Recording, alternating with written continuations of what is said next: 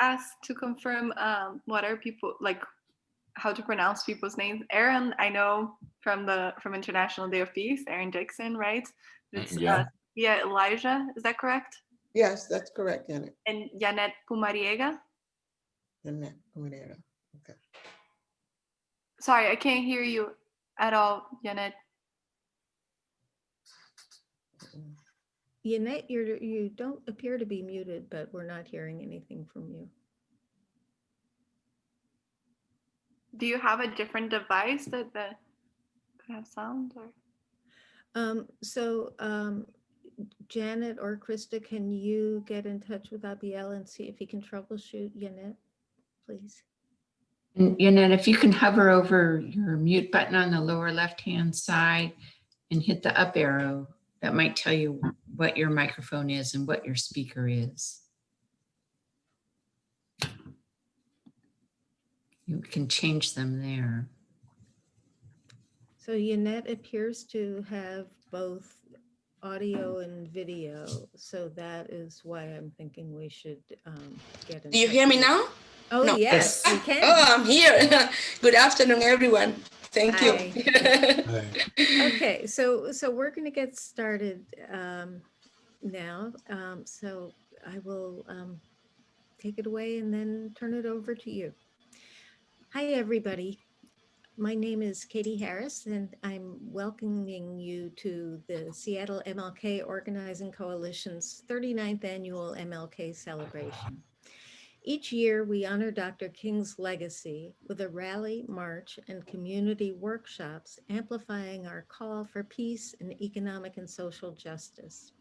This year, we're also honoring the legacy of Congressman John Lewis and his call for good trouble, necessary trouble. I'm a white woman with gray hair wearing a jacket with swirls on it. I'm sitting in my home office with Indigenous art on the walls. This hour's workshop is Alternatives to Policing in Cuba. In just a moment, I'll introduce you to our presenters. At the conclusion of the workshop, we're going to ask you to fill out a brief evaluation. These evaluations are very important because they help us understand who attends and how to plan for future workshops. We're very committed to making our workshops and rally speeches accessible. So there's captioning for this workshop. You can access it by going to the bottom of your Zoom screen and clicking on the CC Live Transcribe button. Click on Show Subtitle. You should then see the captions in the body of Zoom. There will be captioning for all speeches on MLK Day, provided through a link on your personal device. And we will have that link at the rallies. So now I'm going to turn it over to Cindy Domingo, who is going to introduce your panel for this hour and 15 minutes. Actually, I'm Cindy Domingo, but it's actually Alini Prata that's going to welcome you and introduce our panelists. Oh, hi, everyone. Thanks for introducing me, Cindy, and thanks for doing all the housekeeping, Katie. That makes my job so much easier and actually so much more pleasant because then I get to just talk about how amazing this webinar is going to be. Anyways, good evening, everyone. Bienvenidos, bem-vindos. Thank you for joining us for the Alternatives to Policing webinar, focusing on the Cuban model. My name is Alini Prata. I am a Brazilian immigrant. I'm a graduate student at Western Washington University. I am a grassroots organizer, salsa dancer, and I'm also the director of the Walk on Peace and Justice Center, which is a small but very fierce organization for peace and social justice here in Bellingham, Washington. I am speaking to you from my house. I'm wearing a yellow sweater, glasses. I'm a brown girl, about 28 years old. Just turned 28 in August, so I needed to draw my memory for a second. How old am I? Thank you all so much for taking the time out of your Saturday, for being here today to both commemorate and reflect together. And what I've learned that is one of the longest or oldest Martin Luther King celebrations in the country. That is such a huge honor, and I'm so grateful to be united across regions and also across countries in solidarity with each and every one of you tonight. Now, I think it's important to say that this webinar in particular is a part of a webinar series that we kicked off late last year with the intent of learning from our brothers and sisters from the Global South. What are the alternatives to the US militarized white supremacist police? Inspired by the calls of the defund, inspired by the calls to defund the police in the US, we really wanted to answer how do other countries deal with the questions of community safety, community accountability, and of abolition, which are such important themes right now. How is the fight for abolition at home connected to the revolutionary movements across the globe for sovereignty? And what is possible now and in the future, giving the example of Cuba and also of Nicaragua, which was our previous webinar. Now I will paste in your chat box the webinar on with our panelists from Nicaragua, and I strongly encourage people to take the time to take a look at it, just as this will be a series, an ongoing series for us to learn together, and a resource to understand this together. But one of the main take backs for me from our sisters and compas in Nicaragua was really that while we were looking for concrete models and experiences of community safety and police that were different from the one that we have here in the US, they brought up the conversation of really who we need to be. How can we bring how can we think about abolition and all of these questions in the context of revolutionary solidarity? And I think that in the US, still, unfortunately, sometimes my impression is that the conversation for social justice here either goes in the direction of saviorism or of what we call in Portuguese, umbiguismo. Umbigo is your belly button. So very self-centered, very like not looking at the global scenario and perspective. And I really hope that we can put our faces up and, like, you know, brace arms and learn together in solidarity. So this is the inspiration for this space, for it to be a space of transnational revolutionary solidarity, and what is our role and what is possible for us to learn together. Another resource that I will just pop in the chat, if you're not familiar with some of the wording or vocab that I'm using out here in terms of abolition or defunding and whatnot. This is an incredible resource from the Lara Flanders show on the economics of abolition that will give you a better insight and framework on where we're coming from for this webinar, some of the terminology around it, and what does it mean to defund the police? How do we look into it from an international perspective as well? And finally, it is my greatest pleasure and honor to introduce our amazing panelists. Janet Pumariega is the second secretary in the Cuban embassy in Washington, D.C. Sophia Elijah is the executive director of Alliance of Families for Justice. Erin Nixon is the author, activist, and co-founder of the Seattle Black Panther Party. And at the end, we'll have my dear colleague, Cindy Domingo, who is chair of the US Women in Cuba collaboration, to take some of your questions and moderate the discussion and wrap up our panel. So thank you so much for the opportunity to be here with all of you. And I look forward to learning with y'all.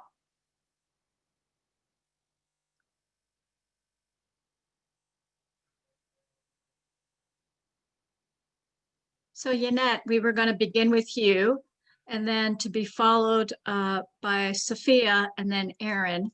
And if each of you could take 15 minutes to do your presentation, and then I will interrupt you at with 3 minutes to go. And we want to keep a tight schedule so that at least we can have some question and answers. Oh, you're on mute, Yanette. Still on mute.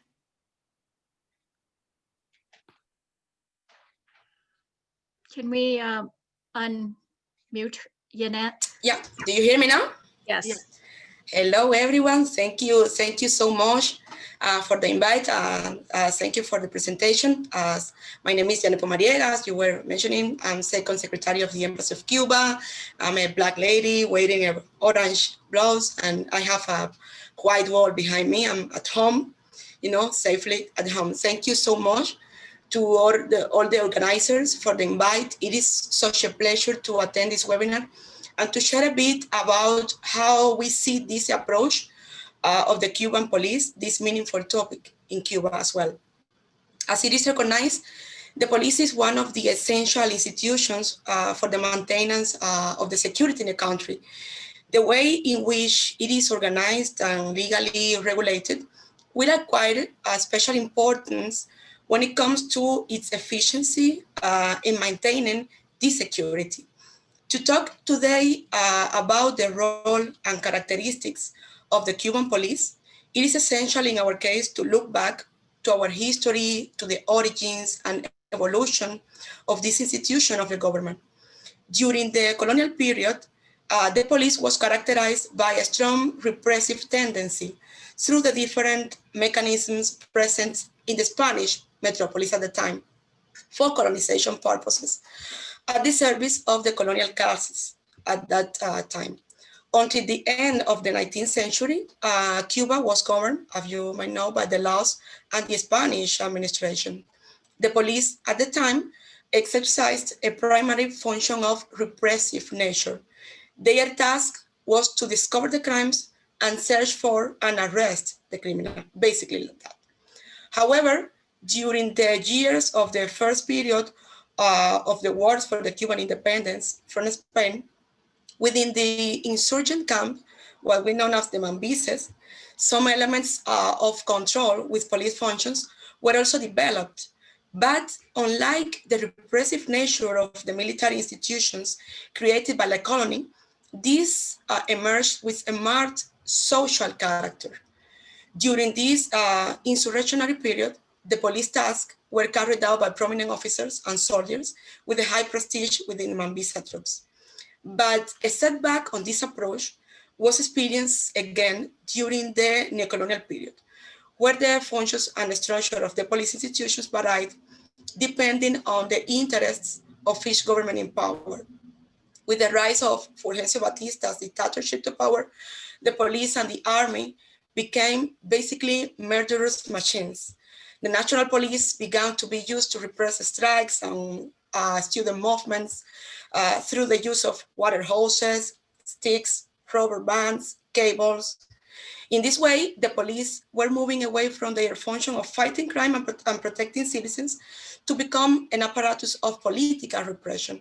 It is well known and documented the corruption and brutality of the police body under the Batista dictatorship. Now, the current National Revolutionary Police of Cuba has its direct heritage from the rebel army and the rebel police. It was born in close collaboration with the citizens, supporting the triumph and consolidation of the Cuban Revolution. We cannot talk about the nature of the current Cuban National Revolutionary Police without referring to these rebellious roots for two reasons. It was in the fights for independence at Sierra Maestra, with the birth of the rebel police, where a humanist conception was born in preservation of the internal order. And second, because it were those same rebels who founded, after the triumph of the revolution, a police of a new type that acted in the defense of the common social good at the triumph of the Cuban Revolution. Through this stage, the police had the full support of the organized population, reinforced by the creation of, for example, revolutionary militias, the Federation of Cuban Women, the Committees for the Defense of the Cuban Revolution, the police themselves being part of the uniformed people who defended the interests of the Cuban Revolution at the time. Since then, the Cuban police has implemented some aspects from the community-oriented models with an increase of the preventive and prophylactic functions. This way, its original authoritarian and repressive role decreases, and the proximity with the community increases. Changes continued being implemented in Cuba. For example, in 1969, after the celebration of the Forum of Internal Order, Cuba drew on experiences and opinion of specialists of other countries as well. This led to changes in the structure of how to fight crimes.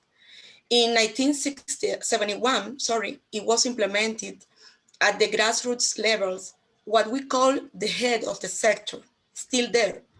This is a figure, is an example of the need to link this institution, I mean the police, with the people, highlighting the community work and the close collaboration and exchange of information with the goal of preventing crime and helping in the social reintegration of those who committed crimes. The figure of the head of sector becomes relevant also in favor of minimizing the causes and conditions that favor the commission of criminal acts, social indisciplines, and development of antisocial behaviors as well.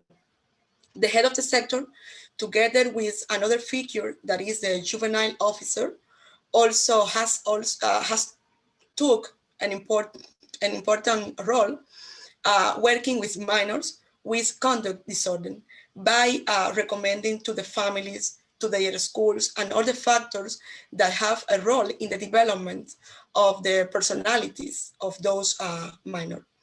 Another effort I can refer to bring the police closer to the community are the police stations. There is one in almost each municipality, and the head of sector are located in what is known as the discovery and community work area within the police station.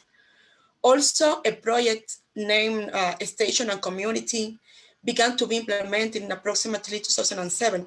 This implied a series of modifications, not only from architectural point of view, but also from organizational one within the police stations as well, to achieve the effective fulfillment of this purpose. Also, there are representatives from the police in the Commission of Prevention in the Popular Council, which is a low-level structure that we have in our representative system. I'd like to highlight the importance of the integration of the police officer with the community in order to promote preventive work, the continuous training of the police body in fundamental areas such as respect for human rights above all, and the content assessment of police station, of police actions by citizens through the social control mechanism that we have. Of course, many things can still be done. More recently, projects have been carried out in Cuba to continue improving the institution of the police. One of the most comprehensive was conducted in 2012. It is called the Alma project and was carried out in close coordination and the support with scientific and academic institutions in Cuba, of course, universities among them. The idea was to improve the police from how they could better perform their law enforcement functions, how to continue increasing the preventive role, also their participation in the criminal proceeding within a framework of the laws, among other aspects. Significant recommendations, I can say, from the several investigations has been considered and implemented by the police. Now, how is police in Cuba accountable to the Cuban people is one of the other questions I was invited to talk in this panel. There are different mechanisms in Cuba available for the citizens to control one way or the other the police actions. The head of sector, for example, must participate in the community meetings where the delegates of popular power usually deliver their accountability reports. In this space, the head of sectors receive considerations related to the police actions and also offers appropriate orientations and guidance. There are also figures established in the police stations to which people turn in case of irregular behaviors on the part of the agents. Also, at the municipal level in our representative system, there is a commission within the Municipal Assembly of People's Power, which is in charge of basically receiving complaints from the population about the police and channels them to the station. There is also an in-depth directorate. It is subordinated to the Ministry of Interior of Cuba. This directorate is not part of the police. It is called the Citizens Advice Órgano. In Cuba, we call Órgano de Atención a la Ciudadanía. This is in charge of receiving the complaints also and suggestions that the population transmits to it. They open an investigative process in cases that require it, or also request explanation directly from the accused police. This body must respond to the subject who made the complaint. These mentioned bodies, given a breach by the agents on any of their functions in the administrative field, can apply disciplinary measures that range from warning to separation from the institution. Also, the police are subject to an external control by the prosecutor's office in Cuba. This specific control operates with respect to violations of legal connotations. The prosecutor's office and the military courts are the bodies that have competence to punish the commission of crimes by the police forces, each within its sphere. In the criminal law and also in the military criminal law, there are typified the conducts that the police can carry out in their functions, and because of that, they can have legal consequences in the criminal courts. Very important is that also by law, the performance of the Cuban police has limits that are legal guarantees for the people. In the article number 42 of the Cuban Constitution, it is prohibit any kind of discrimination. People must be treated as equals under the laws. This has been present in every constitution that the Cuban people have voted for and overwhelmingly approved throughout these years. Also, the new constitution expanded the guarantees for due process. Among others, it includes the presumption of innocence principle that has had recognition in our legal system for decades. With the approval of the new constitution that was enacted in 2018, this fundamental right has a constitutional protection now. Also have constitutional recognition, the habeas corpus, that allows any citizen to report any illegal detention based on the laws. This in general is the approach of Cuban on the police, model. It's not a specific model, but one that includes, principles from different ones. I would prefer to leave it here so my colleagues on the panel can share on their experience on this topic, and I will be very open to questions. Thank you so much. Thank you, Yanette. Oh, and within your time. Thank you. I meet the time. Thanks. Thank you. I forgot to describe myself. I'm Cindy Domingo. I'm the chair of U.S. Women in Cuba Collaboration. I'm a Filipino-American woman with Black curly hair, curly today, and I'm wearing purple glasses, and I'm sitting in my house on the Duwamish land. No pictures on the walls. I've lived here for 20 years and still no pictures on the wall. So, and with that, I would like to introduce Sophia Elijah. Hi, well, first I want to thank the organizers for inviting me to participate. I am a Black woman.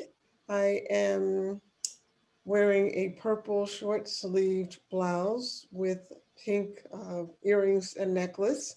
I wear a short cropped salt and pepper haircut.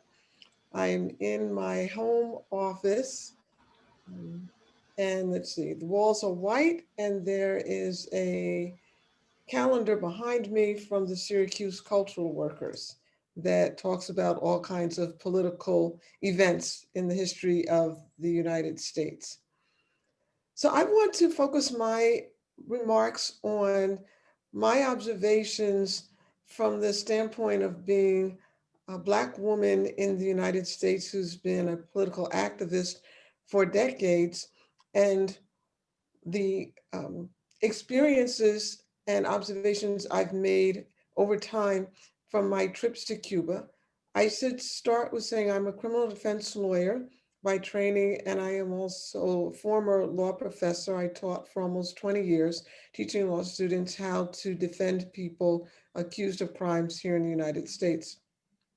My first trip to Cuba was in the mid 80s, and I was struck, I would say within about the first hour and a half, that everything was very, very different in Cuba.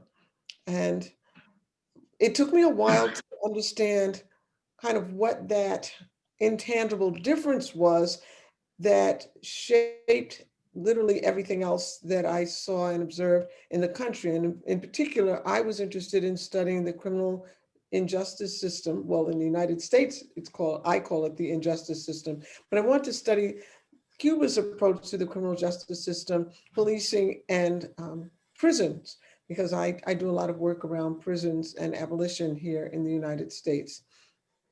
And I guess after several trips, I finally asked some of my colleagues, my Cuban colleagues, well, I've seen the police, but it seems like you have a very low arrest rate because I've never seen any arrests in Cuba. And so they looked at me kind of quizzical, saying, "But Sophia, I thought you had traveled around Cuba quite a bit," and I had. So I said, "But I've never seen the police arrest anybody." And I finally realized the reason that I thought I had not seen the police arrest anybody is because the way people are arrested in the United States is so dehumanizing. It's so physically aggressive. It's a frontal attack, basically, that's the only way that I knew to understand what an arrest looked like. When I realized in Cuba, an arrest could look kind of like a few people standing around talking about a baseball game, because there didn't seem to be any aggression involved in it. And I finally understood that that was because the police were not viewed as the enemy of the people or as an occupying force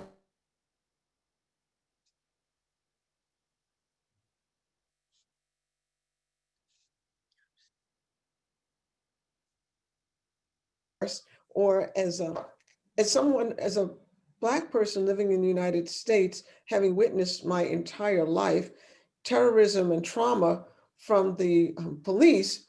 It was in the US, it was very hard for me to kind of wrap my brain around this different view, this different vision of the police.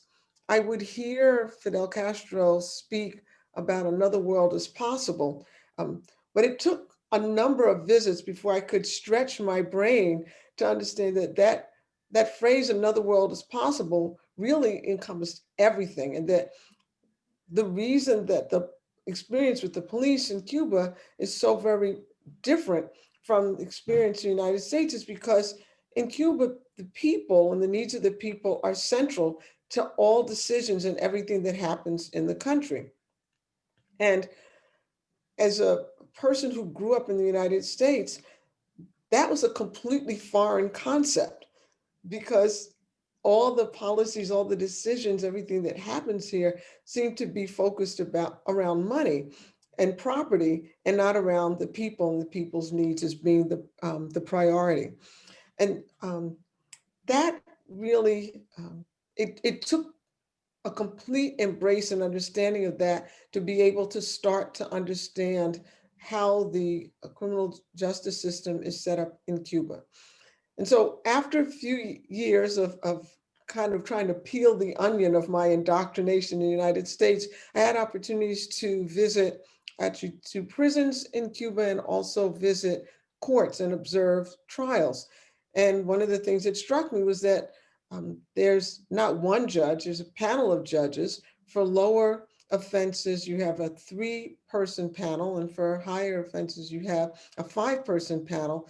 But the majority of the people on each of those panels are lay people.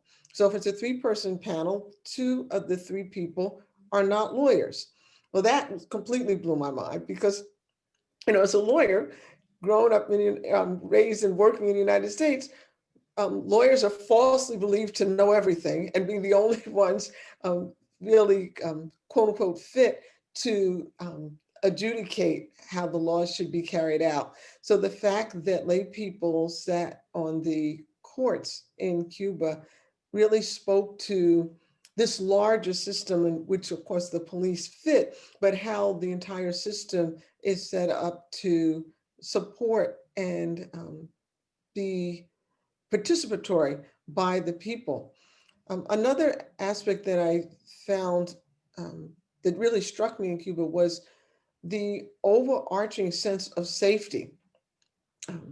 I think all the women in particular who are listening will appreciate the fact that there's not too many places in the US that you would consider walking by yourself at about 3 or 4 o'clock in the morning without a fear that you were at risk of your physical safety. But yet in Cuba, that's common.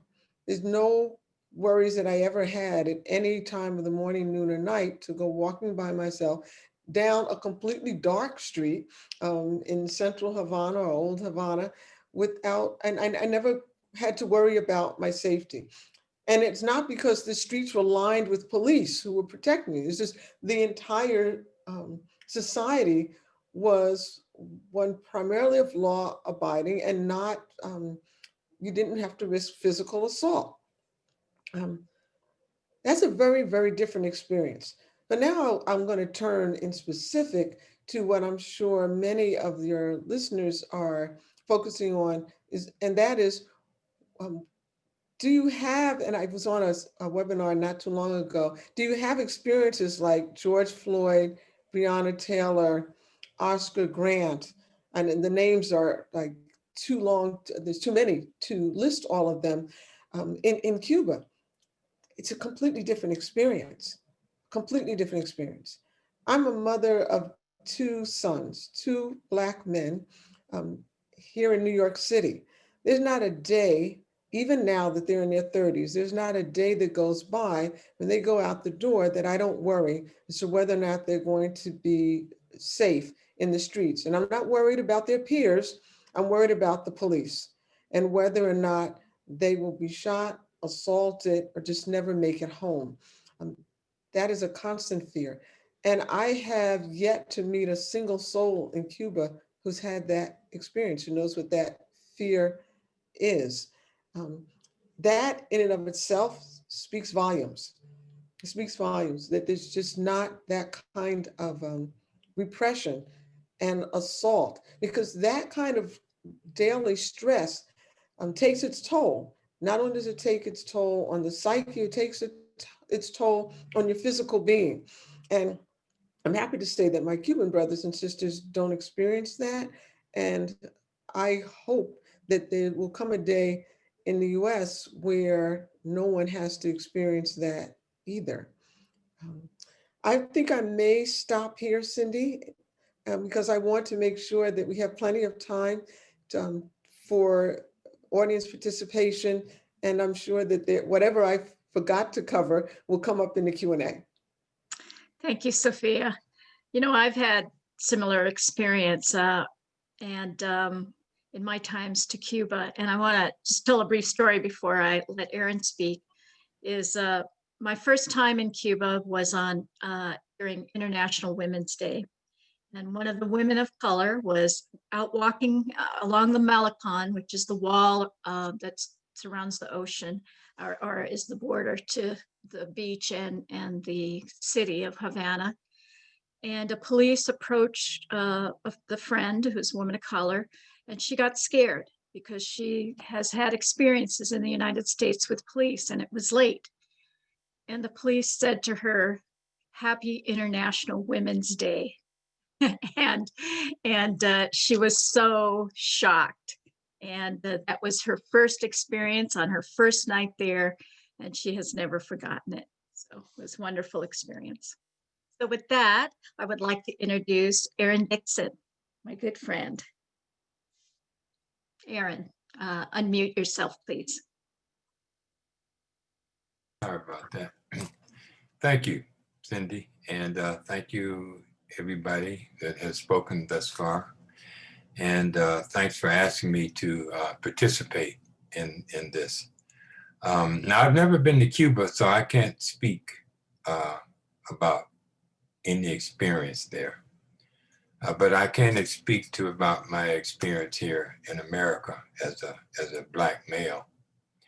And I can speak somewhat to the history of America, and the history of America, which is very much based upon white supremacy, based upon racism, based upon capitalism, and greed, and all kinds of evil things. That's what this country is based upon, and lies, the most important thing. And that's what our police department has always been based upon. And everybody is familiar that the history of the policing in America started with the slave patrols, and making sure that the slaves were captured who were escaping for their freedom, making sure that Native American people were not mingling in the towns, and so it's from that point on, it has been a war between people of color and the establishment, which was protected by the police. Am I still visual? Hello? Can you hear me? Yes, we can. Yes. Oh, okay, because the my video went off. No, you're good. So you know, ever since I can remember developing a fear of the police, and every time you see the police, you know, you begin to you know, get stressed out and are afraid. And so I saw this all the time I was growing up, which is one of the things that led me to join the Black Panther Party. And the Black Panther Party was formed primarily in defense of the community against the police. And this is why the Black Panther Party created police patrols, armed police patrols, to protect the people in the Black community and to educate people in the Black community that they had a right to defend themselves, as stated in the Second Amendment of the Constitution of the United States. So because of our stance, the Black Panther Party came under ferocious attack by the government, the FBI, and local police departments. And I would say over from 1967 to about 1970, there were over 20 members of the Black Panther Party that were killed by the police and by the FBI. And, you know, Fred Hampton was one of the most notable figures who was murdered by the FBI, and Mark Clark.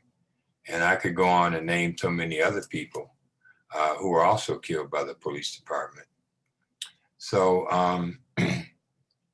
and this trend has continued. And I think that we really have to understand the culture of America, which has a lot to do with the culture of the police department. And so how do we change the culture of America so that we can create a more humane police department? How can we make America more humane so that we can have a more humane police department? So there's a lot of layers to that. There's a lot of layers in terms of the unions, the police unions that control the police and set policy, because policy plays a big role in how police interact with people in the community. How do we change those police unions? How do we change the basic nature of learning how to teach people with human dignity? I have had an opportunity to travel to many other countries around the world. And I have seen in most of those countries where people do not have that disconnect with the police department that we have here in America. So, you know, that is our challenge, and that is our struggle right now. One of the projects that the Black Panther Party started in 1969 was community control of police. And what we wanted to do was have the people in the community be more involved and have a say-so in the practices of the police departments that were patrolling in our communities, particularly have a role in the hiring and the firing of the police, and have a role in the discipline of police officers who were involved in misconduct. And over the last 15 years since we have been in war in the Middle East, the police departments have become more militarized. They become more militarized, not just through the weapons, military weapons that that police departments were able to procure, but they have also been militarized by people who had been in the military themselves, who now found themselves serving in the police department in mostly Black communities. And, you know, we're talking about people who probably most of them have some level of post-traumatic stress syndrome, and they're very much in a war mentality, and then they come back and they're put on the streets, and they wage that same war against people in the community. So we have a tremendous challenge ahead of us in terms of understanding how we want to move forward in terms of making the police department more accountability. And I definitely agree with that there's too much money that goes in the police department, just as too much money that goes into the military. And so we need to not only defund the police, but we also need to talk about defunding the military, because you can't talk about defunding one without talking about defunding the other, because they both go hand in hand and arm in arm. But it is still my position that I think that we need to have more control over the police departments, because you can take away a large portion of their funding, but you still don't have control over them. You know, they can still hire the racist police chief. They can still hire, continue with their practices. So unless community is involved in the hiring and having a say-so in the conduct and the discipline of the police department, I think those are the things that we should also be talking about. So I'm going to end there. Thank you.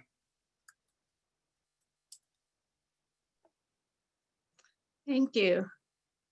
Well, speakers all came within and even shortened their presentation, didn't take their whole 15 minutes. So I think we have lots of time for discussion. It's 4:44, so we have a little less than half hour with the closing. So I'm going to take these few questions, and actually, Erin, you forgot to describe yourselves for those that are Oh, okay. I'm sorry. maybe I'm you could sorry. do Yeah, I'm a Black male, and I have a black long sleeve shirt on, and I'm sitting in the office, which is also my bedroom. Great, thank looking you. at looking at a picture of Che Guevara. Thank you. We've got a picture in our bedroom also of Che Guevara. So that's what I wake up to every morning for inspiration. So we have the first couple of questions that are more in particular to Cuba's example. And I'll say both of them first, and then maybe both Yanette and Sophia would like to answer these. Are the lay people on the judge panel in Cuba in lieu of a jury? And in Cuba, is it true that defense attorneys do not have the right to do their own investigation? They must rely on the prosecutor's investigation, and conviction need not be beyond all reasonable doubt.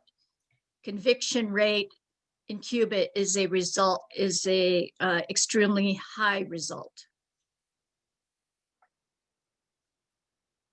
So would either of you take that on? You or me, Sophia? It's fine. Whoever wants to go first. Well, I think you were mentioning in your presentation about the lay, people in the judge court. I think that what people were asking is that persons are like the jury here in the United States. That we have a completely different, system of law. In the case of Cuba, these lay people we call the juez lego, lego judge, are the persons that are, regular people, as you were referring, are not judges, are not lawyers. Their main role is to provide the judge with a more, general or humane, vision for them to take that into account, at the time to enforce, provide the judgment. That the judges are just, based, they are judged, must be based on the law.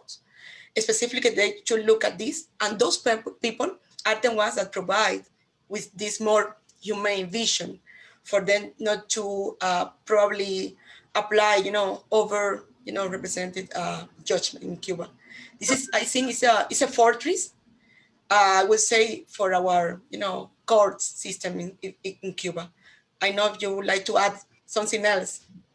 Yes, I would love to respond because the question reminds me of some of my early visits to Cuba and when I first went to observe court proceedings, and I kept waiting for the jury to come into the courtroom. And then finally, when the day was over and the jury had not come into the courtroom, and I had watched many trials, I kept wondering, well, what happened? And so there isn't a jury in Cuba. As Janet said, it's a completely different system, right?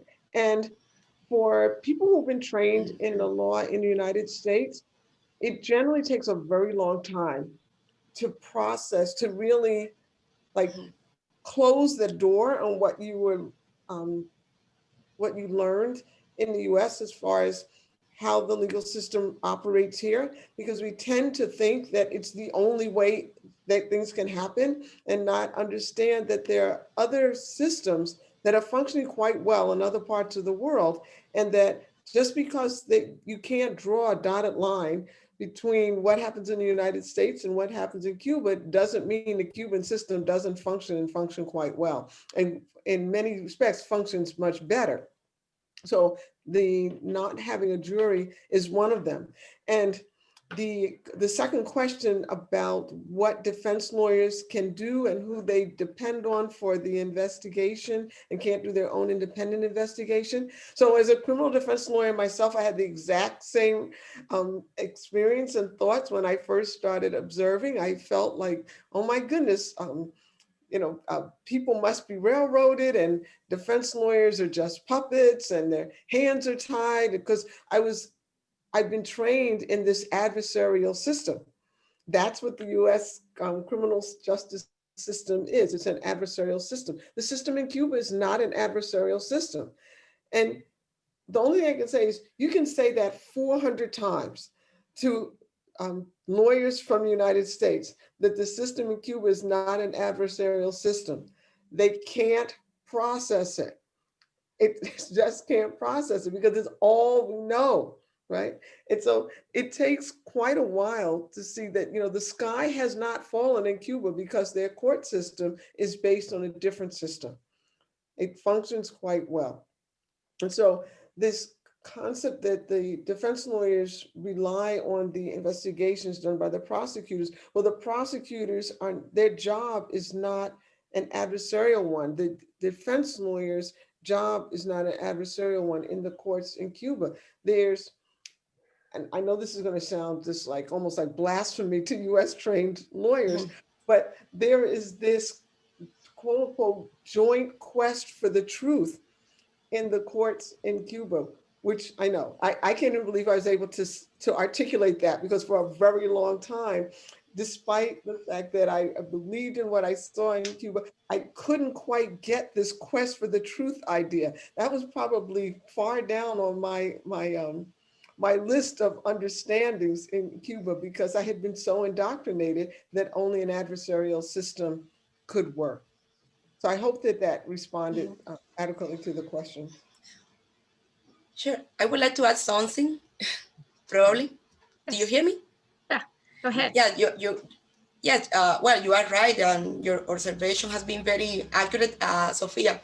Just would like to add just something is technicalities that, are in the laws in Cuba. That's why many people, got the idea that the attorneys have no role. And this is not completely like that. The case is that the prosecutor it has the main role at the beginning in the system in Cuba, because has been empowered, by the people to conduct these prosecuted actions against the criminals. Then, through the process, there is a specific moment when it is applied, measures to the criminal in this case, or well, is presumed innocent, but the alleged, criminal, where the lawyer can get to the process and practice, their own proofs, take their own evidence, and these can be taken there, after that to the jury.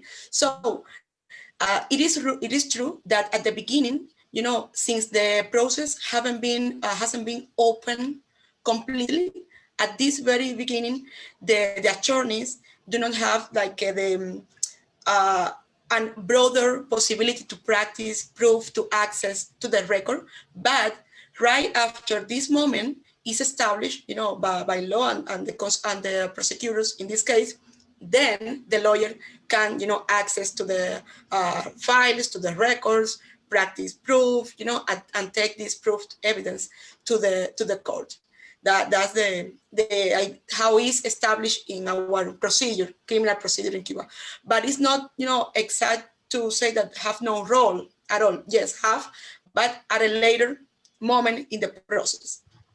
It's something very specific. Yeah, I was Thank going you. to say, yeah, I'm sorry, Anna. I was also No, go going to say that the system in the United States, as a defense lawyer, you don't trust the prosecutor. I see. And prosecutors build their careers on locking people up. I mean, there's no other way to understand it. And so there's tremendous incentive in the United States for prosecutors to violate the laws and the rights of the defendant to build their own careers, to build their own track record. In the Cuban system, that just doesn't exist. So the trust in what the prosecutor is doing is held by the people in a way that you just can't appreciate in the United States, because it just doesn't happen here. Yeah, I see the difference, because also in Cuba, if I may, the prosecutors have, beyond that of being, with the defendant, have other roles, also civil ones, to protect, for example, children, to protect, people with disabilities, also to enforce the legal, the legality of the process. That's why the prosecutor in Cuba, is, as you said, is seen, different one. Probably because of that, because the functions are broader, also in civil cases. The prosecutor have a main role in order to protect, for example, the rights of the children, the rights of the people with disabilities, etc. That's why probably it's seen a bit different, and thank you for sharing your view about this. Thank you. I want to stay on this topic just for a little bit before we move to more of what's happening in the US. There are more particular questions around this. So what, if any, is the role of plea bargaining in Cuba? And how are judges chosen, and are lawyers, civil defense or criminal defense, are they appointed or are they hired? Sure.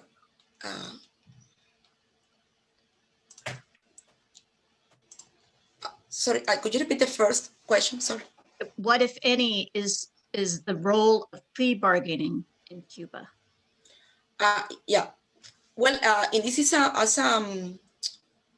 what we call cauterized preventive, measure in Cuba, in order to ensure, that the persons will be permanent and fulfill the whole process. Talking about how the judges in Cuba are, hired, you should go through a complete process at the university, of course.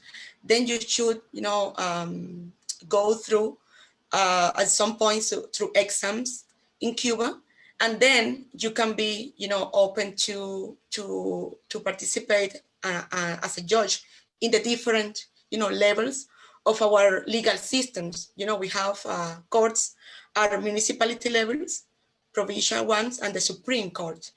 Of course, depending on the experience that these judges develop as well, can be accessible to these 3 different levels. If I respond the whole question.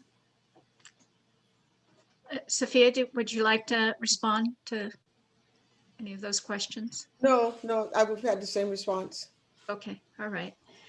And there's one last question. Do Cuban people accept the judgments and sentences as being fair, or is there belief that the system is not just and fair?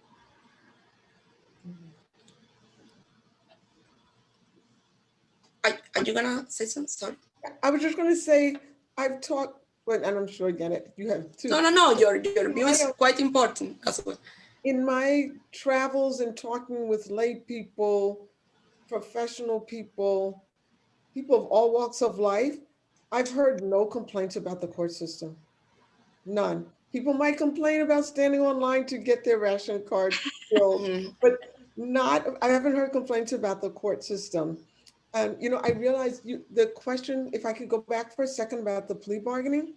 Yeah, my observation of what was happening in court was that the defendant was more interested and more invested in having the judges understand their broader circumstances, as opposed to challenging whether or not they were guilty of what they had been charged with, or whether or not the prosecutor had presented the evidence accurately. Excuse me. I didn't observe that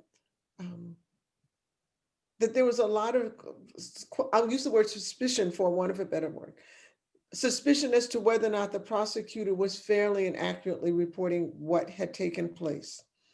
So my observation was that the defendant and defense counsel were more focused on presenting mitigating factors that explained more the circumstances of the defendant, put the defendant's actions in context, and those mitigating factors would play a role in consideration with respect to what kind of sentence would be handed out. So that in and of itself, I think it's relevant when we talk about plea bargaining, because the plea bargaining context in the United States is all tied to the fact that prosecutors will seek harsher punishment if someone doesn't admit their guilt. It's a completely different mindset in the Cuban court system. That's what I wanted to add.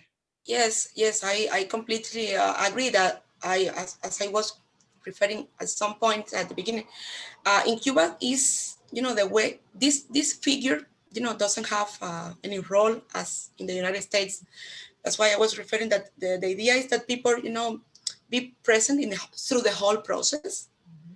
And that's why we do not have, this situation in Cuba of plea bargaining. This play no role, in our system. People in Cuba go through a through process, and after the judgment, as you have here in the United States, we have the remedies. If people are not, agree with the judgment, they can, appeal to the different ones. But for it's a rule, they go through the whole process, no plea bargaining. And and Janet, I realized I didn't explain it. It could come to pass that the prosecutor will come into court and say, I don't have enough evidence to show that this person is guilty.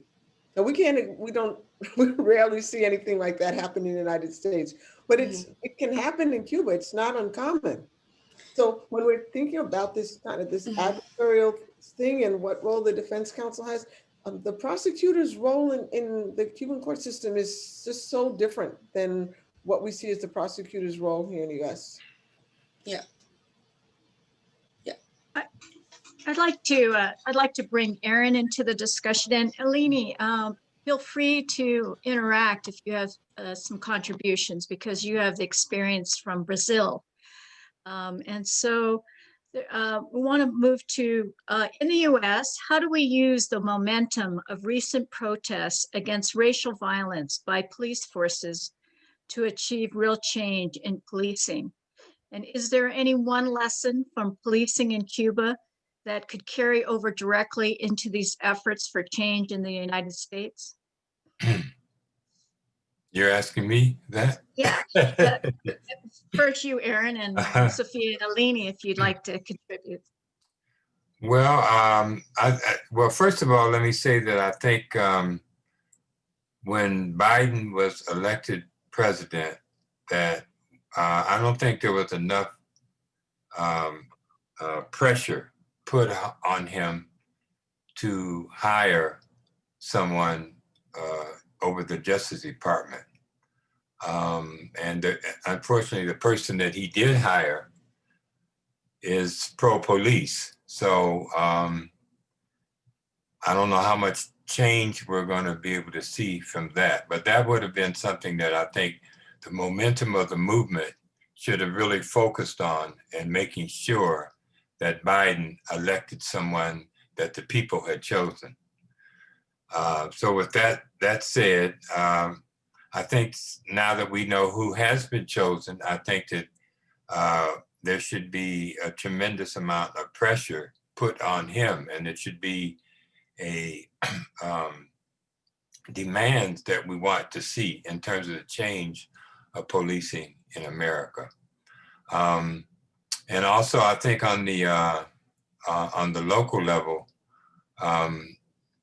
we have to be, we have an opportunity, particularly in Seattle, we have an opportunity to do some amazing things in terms of holding the police responsible. And so, we have to create a list of demands, or we have to come up with what we would like to see, and I think we could learn a lot from Cuba. We could learn a lot from the example in Cuba, because we have to understand the people that we're dealing with, the people who run and make the policies and the changes. They don't have the ability to vision what we're talking about and how to implement it. They don't have it, to be quite realistic. We saw that with the Black Panther Party. One of the things that the Black Panther Party did really successful was be able to deliver social services. And we really set an example on how to deliver social services. And when we opened up our free medical clinics, opened up our breakfast programs and our legal aid clinics, all of those programs were adopted by the government. And so we have to be creative in terms of what our vision is for policing in our cities and policing in our community, and travel to places like in Cuba, and travel to places like in Norway, where in Norway, they've owned, the last time they killed somebody, the police, was about 15 years ago. And the police are not allowed to carry their weapons.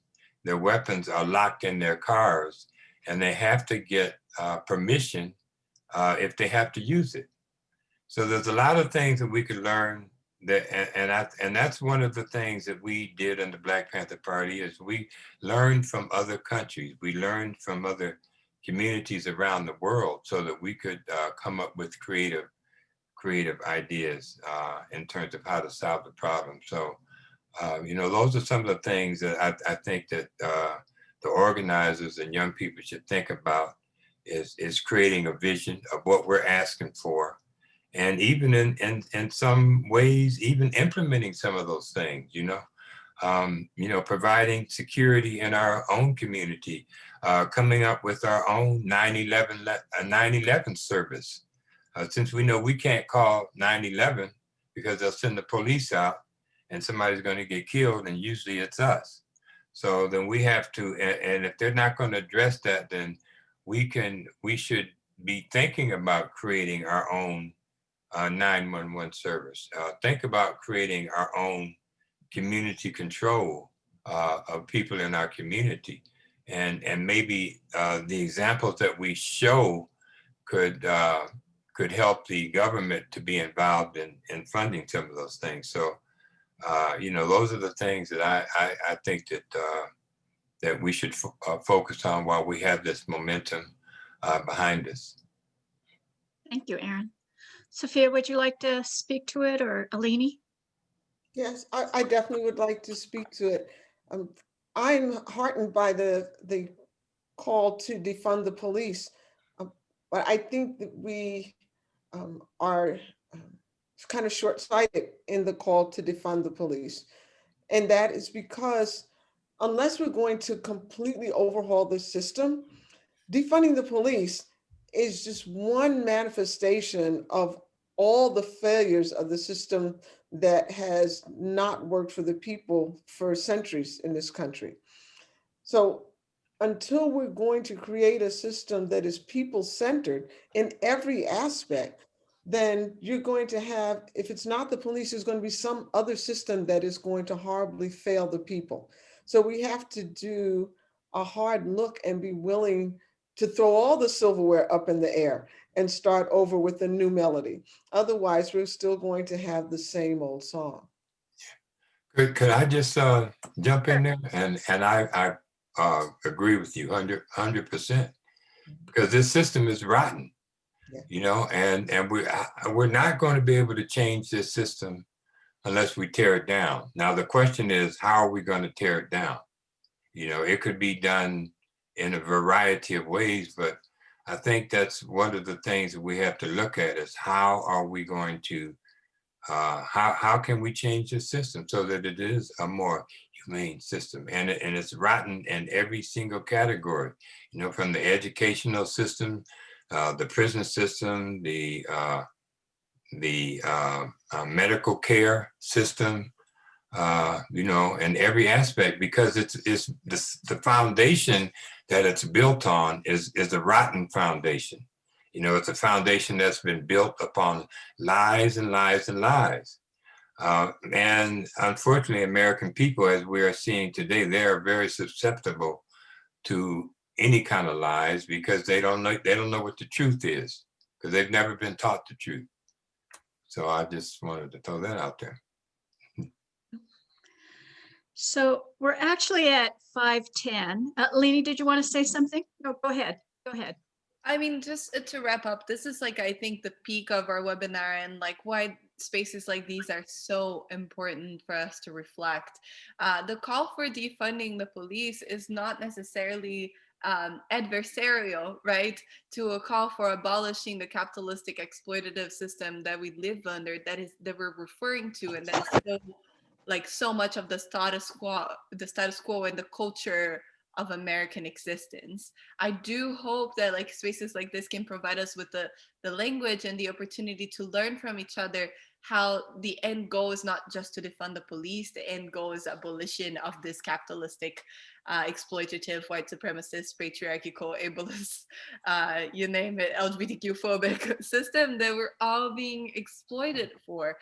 What is really difficult about doing that in the US is everything else around it, right? So when we talk about defunding the police, we defund the police, but how about the communal process of deciding and having sovereignty over what justice is gonna look like if it's not a criminal justice system?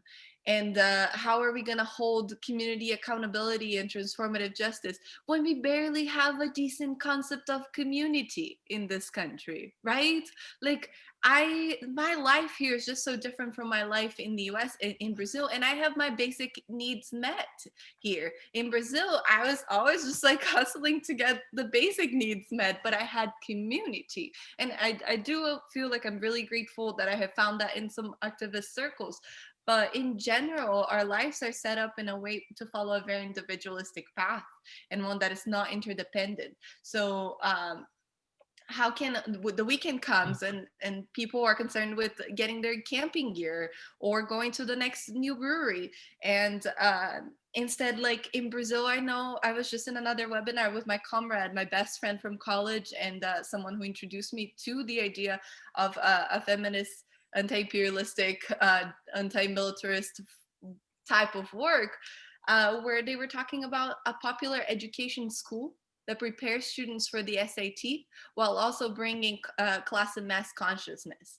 Like, and that's a public service that, like, the only thing that I can see as a parallel is the Black Panther Party model of producing these basic social services and walking the path as we go and using that as a tool for mass consciousness. And I do hope that the defund campaign is not just another campaign, but like, I see so much potential for intergenerational community, accountability, transformation, relationship building, transnational solidarity, because it's not just Black Lives Matter, it's Vidas Negras Importan, right? And there's a lot there for us to learn. So I don't think that conversation would have been possible 5 years ago when I came to the US the first time. And I'm really, really honored to be a part of that and to be a part of bringing all of you incredible people together to teach and learn together. So that's what I wanted Thank you, Eleni. Thank you. So I just want to close out. Just this conversation has just been great. I've been going to Cuba for 20 years and have been there almost 25 times and have never had such a learning experience as this today about Cuba's system in terms of policing and criminal justice. So I want to thank you all today, and I hope our organizers, I think we're going to go about 5 or 6 minutes over time, and I hope our organizers will let us do that, because one of the reasons we do this workshop is because we have to change our US foreign policy towards Cuba. As Sophia has laid out, going to Cuba is an experience, and I promise to take you there, Erin and Eleni. Because it opens up your mind. It challenges you at every step, every moment, to think differently about how we could build a better world possible and how we could transform our society to build that better world, one that reflects our values and principles of peace, freedom, equality, and a society based on human rights. So I want to just go over a few things that you can do to build a stronger Cuba solidarity movement here in the United States. We have a 60-year-old blockade against Cuba. It is inhumane, it's against international law, and Secretary of State Mike Pompeo, as his parting shot at Cuba, put Cuba back on the list of terrorist nations. And this is just a violation of Cubans' right for self-determination and national sovereignty. The Biden-Harris administration has committed to a re-engagement policy towards Cuba after the 4 years of the harshening of the 60-year-old blockade against Cuba. Under the former Obama administration, steps were taken to begin the process of normalizing relationships between between US and Cuba, but it will take an act of Congress to lift that 60-year-old blockade.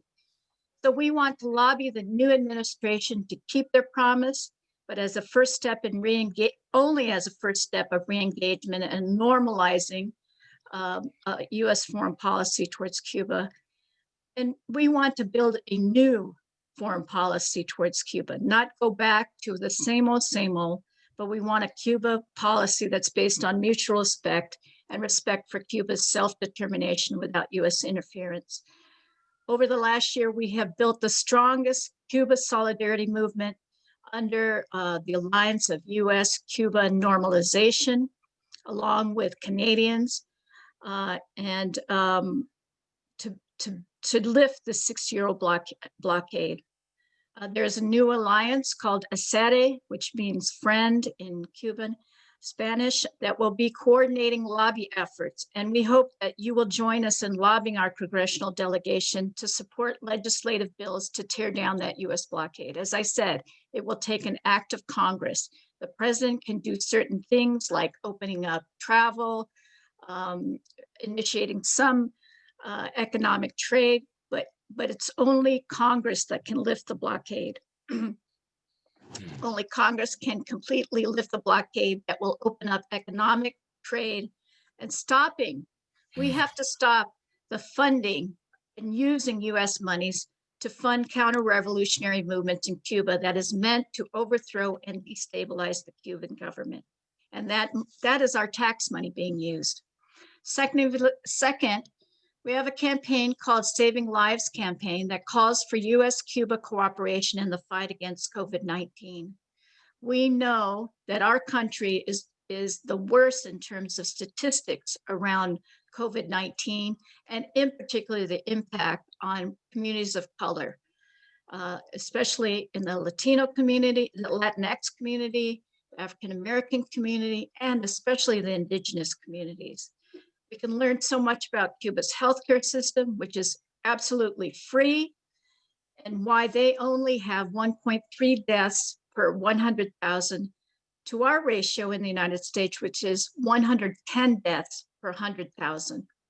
And because the pandemic is one of a global nature, we can see how we need to restructure our healthcare system to take care of people during this pandemic.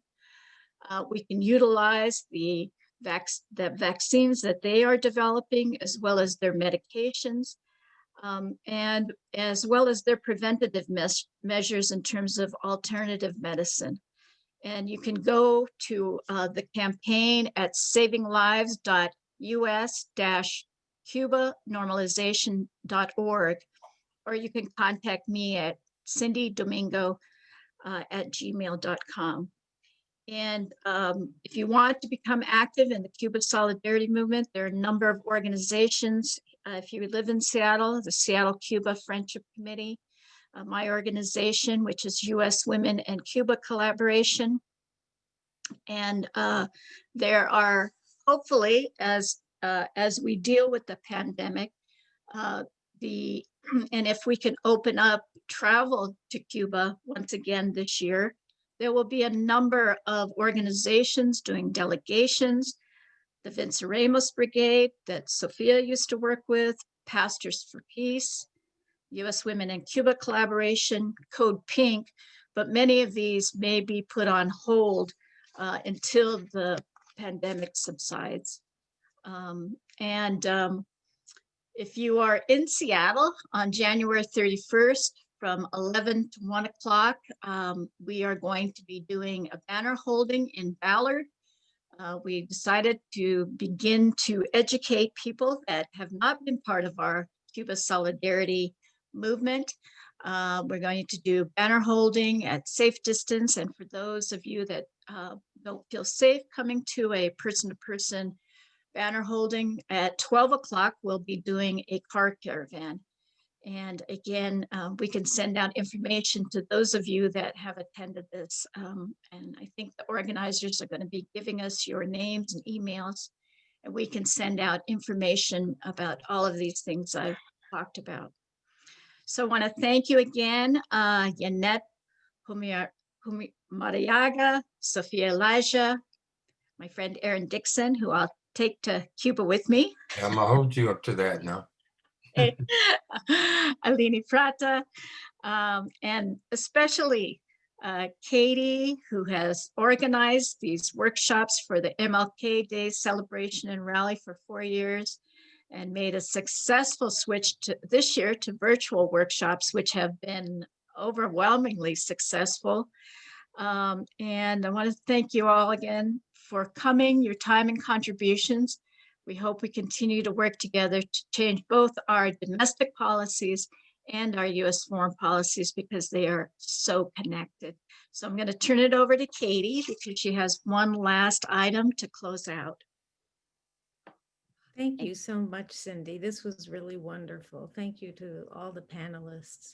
I just want to share with you the remaining MLK events. This is our very last workshop. I'm glad we went out on a high note. So you can look at our website, seattlemlkcoalition.org, for the remaining events. We have the youth event tomorrow, and then we have the march and rallies on Monday, including COVID protections.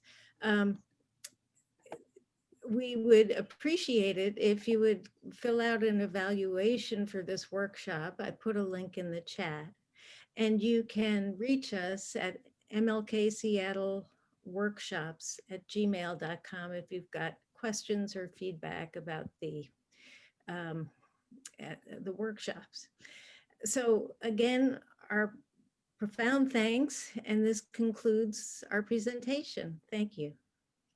Bye. Bye.